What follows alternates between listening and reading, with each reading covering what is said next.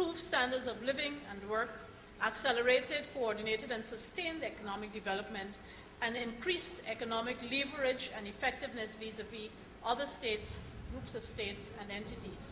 If we look at that in light of what you have been discussing this week, and we look at full employment of labor, now one of the hallmarks of the single market is free movement of skilled labor. And what you were discussing yesterday and today is how we skill that labor. It doesn't make sense having persons moving in the single market within an integrated labor market if the labor that is moving within that labor market is not going to contribute to the competitiveness of the products and services offered within that integrated labor market.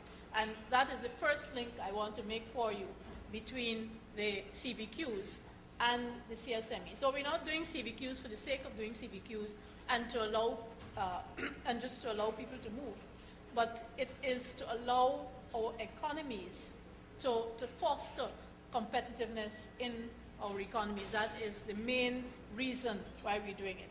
It is true that having that integrated system will also facilitate movement, but we need to see the larger picture as moving towards competitiveness for the global economy, and that is what I wanted to point out from that slide.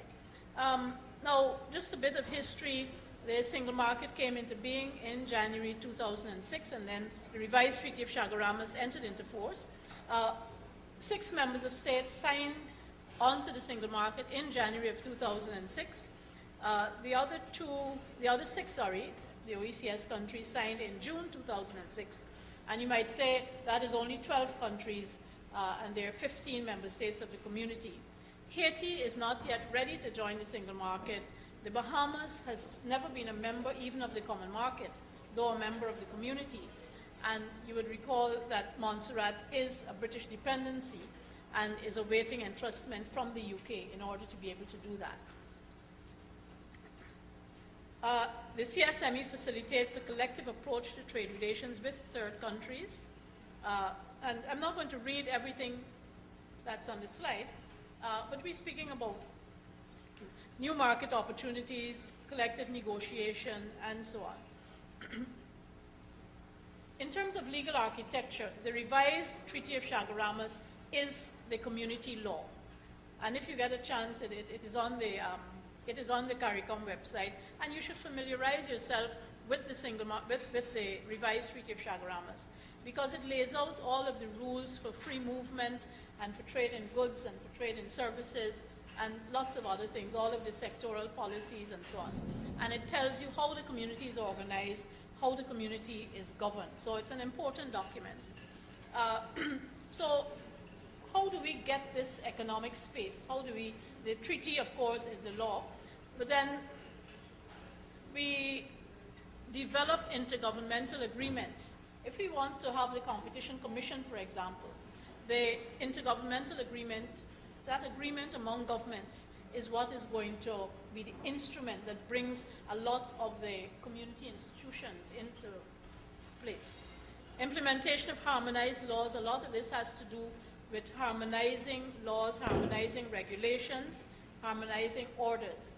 In the same way that what we did in the development of the CBQs was to harmonize the systems for vocational qualifications throughout the region.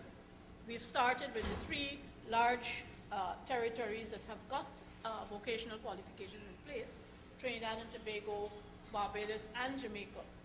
But the end result that we're looking for is to have an arrangement where all of the member states of the community can participate equally in that scheme of things. A dispute settlement regime, the Caricom Court of Justice, as you know, is headquartered in Trinidad and Tobago.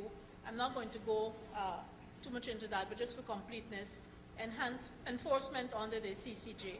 2 jurisdictions, an original jurisdiction which has to do with interpretation of the treaty and the single market in particular, an appellate jurisdiction which is not one that many member states have signed on to.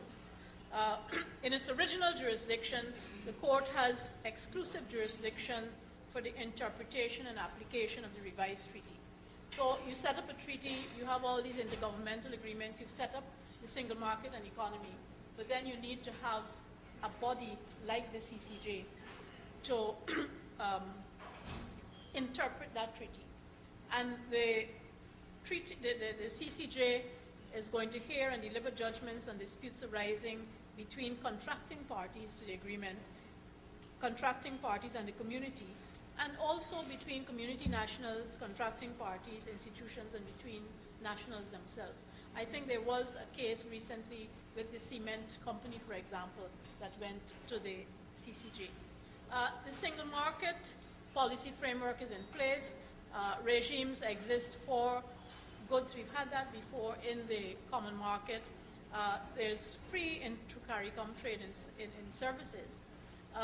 The one that we are focused on right now as we speak of the CVQs is the free movement of skills. There's also the right of establishment. Persons can move within the CSM to establish businesses. That is what we refer to as the right of establishment. In doing that, companies, enterprises are also have the right of access to land and the right to move their capital around in order to establish those businesses. Free movement of capital will allow Caricom nationals to transfer money. I'm not going to read all of that. Equal right to buy stocks and shares, because if you're moving businesses and so on, then the right to move capital is also integral to that particular exercise. The single economy, and this is not going to be a focus, but just for completeness, the single economy has not yet been established. That is a lot more in terms of integration, a lot deeper integration. Countries will have to give up a lot more. The single market is what we started with. What did I do? I ran out of power? Isn't it? The movement of persons. When we look at the provisions for movement of persons in the single market, they can be divided, that issue can be divided into two distinct categories. First of all, just the facilitation of travel. And that facilitation of travel is seen as necessary if we want to meld different member states into one community. Now, it's okay to have persons moving, but we need to move about to learn more about each other's countries, if even we're not moving there to work. And all of that has to do with creating the kind of cultural and social integration that is necessary if we're going to have a market. And the other aspect of the free movement agenda is the free movement of skilled labor. The Caricom passport, most member states have now instituted the Caricom passport. I don't know how many of you in this room have your Trinidad Caricom passport. It is not a regional passport in the sense, let me put that another way. It is a national passport, but it is a national passport which recognizes the fact that member states are members of a community. And so the logo at the top, the two interlocking C's, is the logo of the community. And then there's your national coat of arms and the name of the country. So even though most of you might not have got these passports as yet, when your current passport expires, this is what you're going to get with Caricom, the Trinidad coat of arms, and the... All right. Moving quite rapidly along. With regard to, I'm going to deal now with the movement of skilled labor. Caricom nationals have the right to seek work in any Caricom member state without the need to obtain a work permit. And that is what distinguishes the movement of Caricom nationals prior to the CSM and the movement of Caricom nationals at this point. You don't need a work permit. To be eligible, industries that we see coming up. And the creative industries is just one block of those. The other obvious ones would be those that are specifically information technology driven and related.